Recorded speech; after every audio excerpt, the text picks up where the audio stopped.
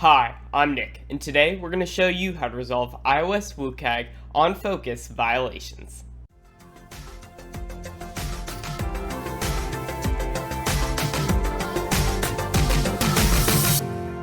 WCAG 3.2.1, titled On Focus, states that when any user interface component receives focus, it does not initiate a change of context. The intent of the success criterion is to ensure that all functionality is predictable as users navigate their way through their content.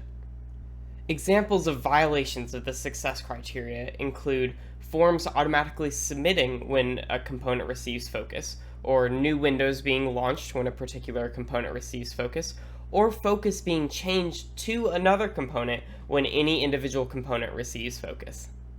This success criterion helps those with motor disabilities, visual disabilities, and cognitive limitations by reducing the chance that these users will encounter an unexpected change of context.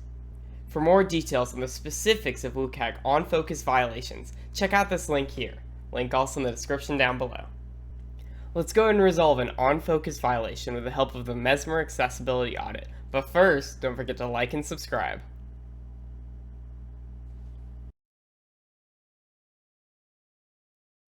Here we have an on-focus violation raised by the Mesmer Accessibility Audit.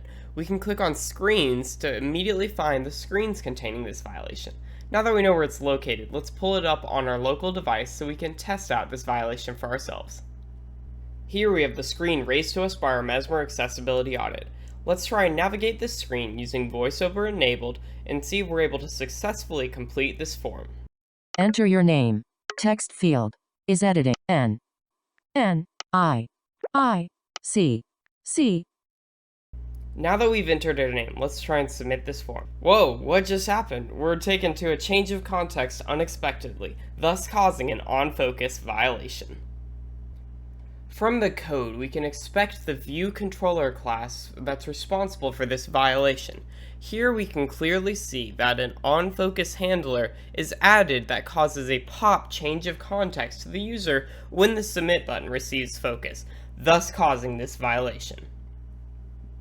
We can resolve this violation by removing the focus handler and instead having the pop or submit action happen only when the submit button is tapped. Now that we've changed the violation, or tried to resolve the violation rather, let's rebuild our application so we can see if it worked.